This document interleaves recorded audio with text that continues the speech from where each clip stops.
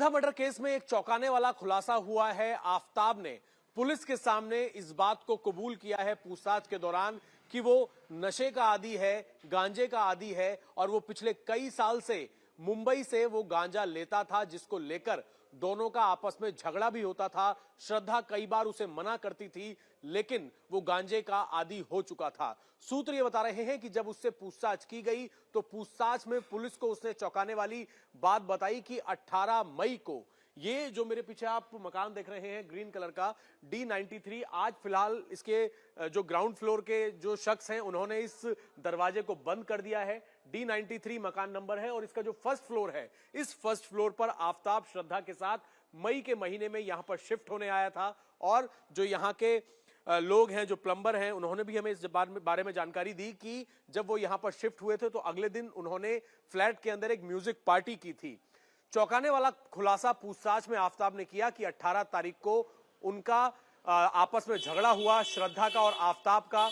घर में सामान लाने को लेकर, घर खर्च चलाने को लेकर आपस में झगड़ा हुआ। मुंबई से कुछ सामान दिल्ली ट्रांसफर करना है, उसको लेकर ये कौन लेकर आएगा मुंबई का सामान दिल्ली, इसको लेकर भी उनका आपस में झगड़ा हुआ। जिसके बाद आफताब अपने घर से यानी कि छतरपुर के इसी फ्लैट से बाहर चला गया। बाहर जाकर उसने गांजे की सिगरेट पी और दोबारा से वो फ्लैट में आया, जिसके बाद दोबारा आपस में उनकी कहासुनी हुई और 9 से 10 बजे के बीच में उसने ये बताया कि उसने श्रद्धा के साथ मारपीट की, उसका गला दबाया और उसका ये कहना है कि वो गांजे के नशे में था, उसे पता नहीं लगा कि श्रद्धा की सांसें कब रुक गईं। और यही नहीं, उसके बाद उसने कहा कि वो श्रद्धा को मारना नहीं चाहता था, वो गांजे के नशे में था। और साथ ही उसने ये भी कहा कि रात भर जब वहां पर बॉडी पड़ी रही तो बॉडी के रखे होने के बावजूद वो लगातार अपने इसी फ्लैट के अंदर गांजे की सिगरेट जो है वो पीता रहा। और अगले दिन वो घर से बाहर निकला जब उसने फ्रिज खरीदा और फ्रिज के अलावा एक आरी खरीदी जिससे उसने इसने टुकड़े किए।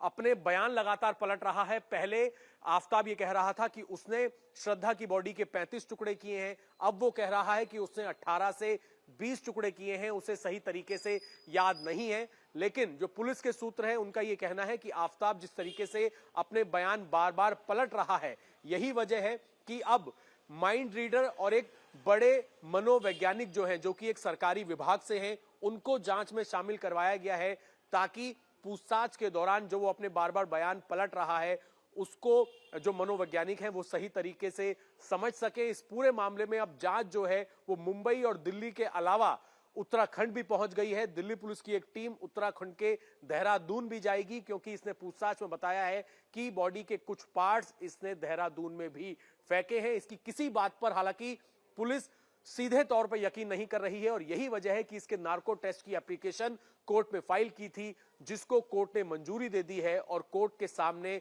आरोपी यानी कि आफताब ने भी नार्को टेस्ट कराने के लिए अपनी हामी भर दी है। इस पूरे मामले के अंदर हिमाचल, उत्तराखंड, मुंबई और दिल्ली में इस वक्त दिल्ली पुलिस लगातार छापेमारी कर रही है, क्योंकि अब तक ना तो श्रद्धा के सिर का हिस्सा बरामद हुआ है और ना ही वो हथियार बरामद हुआ है जिससे इसने श्रद्धा की बॉडी के टुकड़े करने का दावा किया है। कैमरामैन प्रवीण मिश्रा के साथ अभय पराशर, इंडिया टीवी, दिल्ली।